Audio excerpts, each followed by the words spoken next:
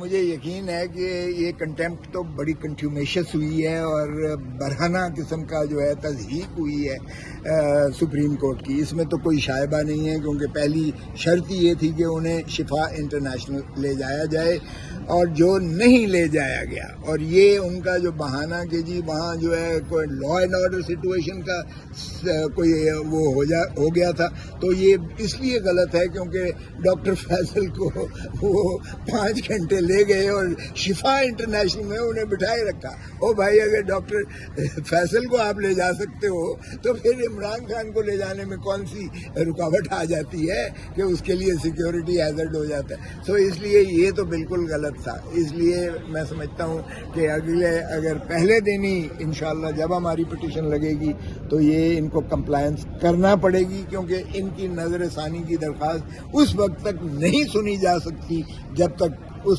حکم پر پہلے عمل درآمد نہ کیا جائے. یہی قانون ہے.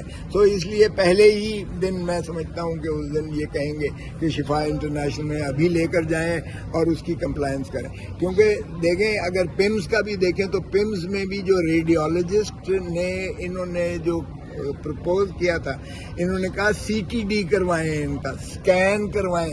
سی ٹی اسکینز جو ہوتے ہیں, سی ٹی اسکین کی مشین ہی خیر سے ریڈیولوجی ڈپارٹمنٹ میں وہ خراب تھی, 4 سال سے خراب ہوئی بھی ہے. تو مجھے بتائیں سی ٹی اسکین نہ ہو سکے تو پھر جو ہے آپ کو کیسے اس کی عارضہ قلب کے بارے میں آپ کو ہو سکتا ہے.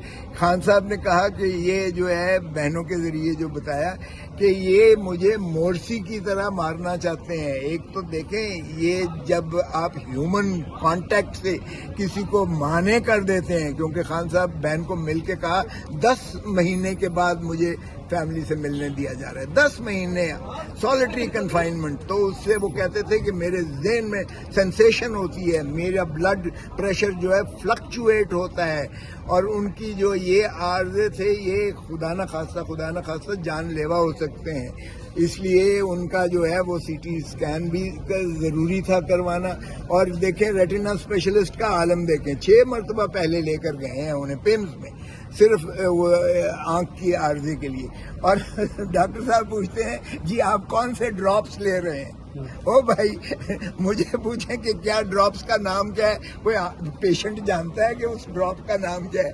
تو بہن نے کہا, ڈاکٹر عظمیٰ چونکہ ڈاکٹر, اس نے کہا ڈاکٹر صاحب آپ یہ اس سے پوچھ رہے ہیں, آپ اپنا دیکھیں کہ آپ نے کیا پرسکرائب کیا تھا اور کیا جو ہے ان کو ڈراپس دیے تھے, ان کا افاقہ ہو رہا ہے یا نہیں ہو رہا.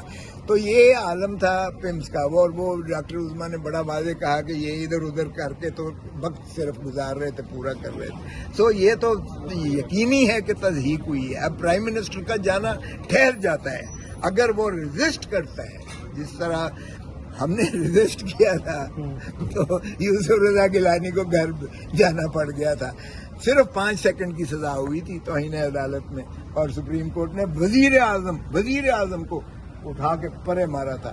اگر یہ پیپلز پارٹی کے ساتھ ہو سکتا ہے, یوسف رضا گیلانی کے ساتھ ہو سکتا ہے, تو کیا شہباز شریف تو جینون یہ فارم 47 کی پیداوار ہے, یہ تو ساری دنیا جانتی ہے. اس کا تو مینڈیٹ تھا یوسف رضا گیلانی کا, وہ تو جینونلی الیکٹڈ وزیر اعظم تھا.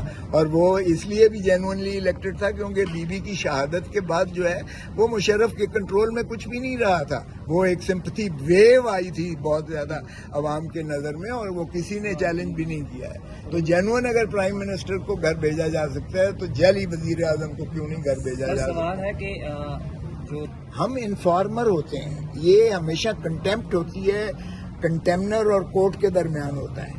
یہ جو توہین کرنے والا ہے, جس کی توہین ہوئی ہے, یہ ان کے درمیان ہوتا ہے.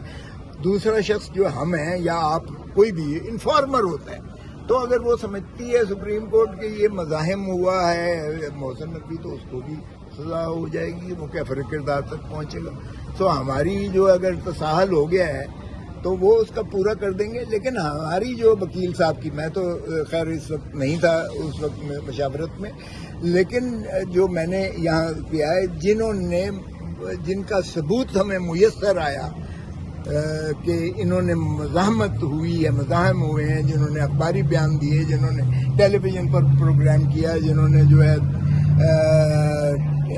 ٹاک شوز میں پروگرام کیا ان کے البتہ ثبوت کے ساتھ کہ انہوں نے obstruct کی ہے اور انہوں نے جو ہے ڈیفائنس کی ہے اور انہوں نے توہین عدالت کی ہے، تو ان کو فریق بنایا گیا ہے.